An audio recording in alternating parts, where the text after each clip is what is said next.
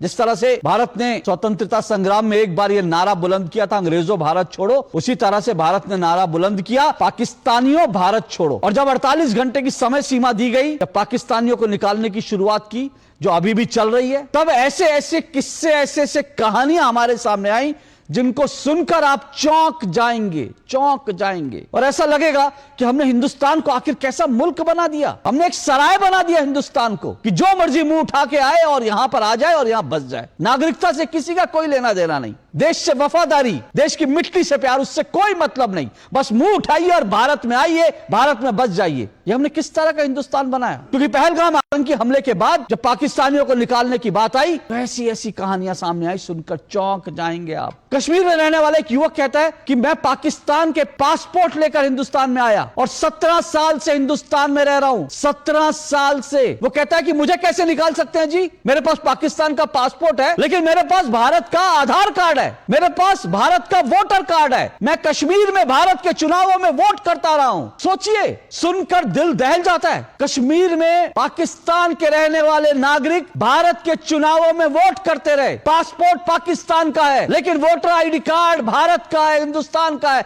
आधार card Hindustan का है। और ओसामा नाम का यह युवक कहता है कि मैंने तो यहीं पर पढ़ाई करी है जी, मैंने तो हिंदुस्तान में पढ़ाई करी है और भारत सरकार के पैसे पर सब्सिडी लेके पढ़ाई करी है, और अब तो मैं भारत में नौकरी की तलाश कर रहा हूं जी, मुझे कैसे निकाल सकते हैं? और ऐसी एक कहानी नहीं, ऐसी दर्जनों कहानियां हमारे सामने आई हैं। 40 साल से लोग यहां रह रहे हैं, 40 साल से हिंदुस्तान में रह रहे हैं, पाकिस्तान के नागरिक हैं, 40 साल से हिंदुस्तान में रह रहे हैं। किसी ने पूछा नहीं visa extend, visa extend, visa extend, visa extend. क्या तमाशा बना के रखा है आपने?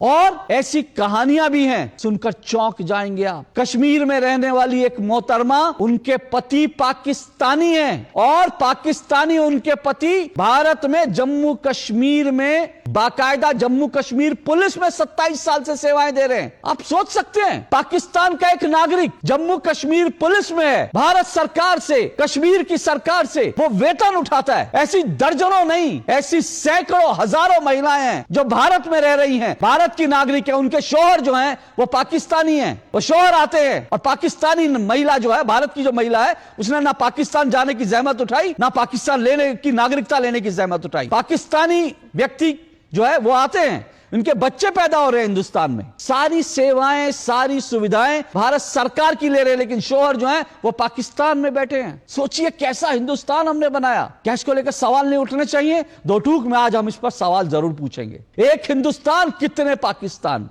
और आपको यह भी मैं याद दिला दूं, आज ये जो सवाल उठा रहा हूं, इसका एक बड़ा एंगल, बड़ा पहलू जानते हैं क्या है? आज ये सब कुछ देखने के बाद मन में सवाल उठ रहा है कि जब सीए आया था, एनआरसी लाने की बात हुई थी, तब हिंदुस्तान में एक बड़ा तबका खड़ा हो गया था ये नारे लगाते हुए, कागज नहीं दिखाएंगे। क्या कागज नहीं दिखाने का नारा, जुमला, कविताएं इसलिए पढ़ी गई थी कि भारत में जो पाकिस्तान बसा रखे हैं, इन पाकिस्तानियों को बचाना है।